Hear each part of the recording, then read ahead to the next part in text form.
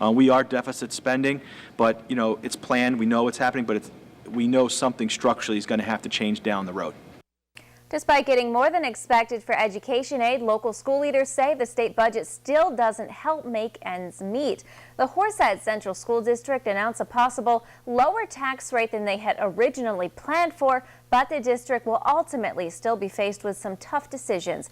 Good evening, everyone. I'm Renata Steele. Thanks for joining us here on WENY HD News at 11.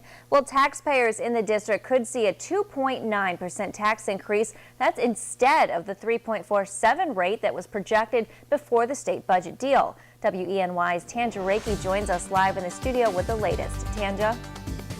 Renata, despite more money than originally expected, district leaders say they have no choice but to consider layoffs and dipping into reserves once again.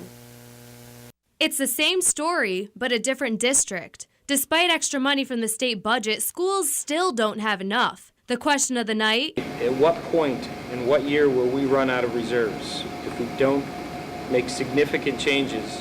And there aren't significant changes in revenues from the state. District leaders in Horseheads say they can make it 2 more years after the 2013 to 2014 year if they keep dipping into their savings, called reserves, at the rate things are going. They say state aid is going up, but so are their projected expenses. Leaders say at this point something's got to give because it's been tough decision after tough decision. We really have two options, either to use additional money from reserves or have to lay off staff. So those are the two things left because the state budget is done.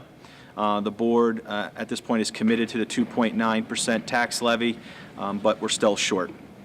The district is also dealing with a $6 million deficit. If they use reserve funds, they still face a $1.5 million shortfall. Also struggling is nearby neighbor Elmira Heights. Tonight, the Horseheads district approved a resolution to file a $50,000 grant for a merger study with Elmira Heights.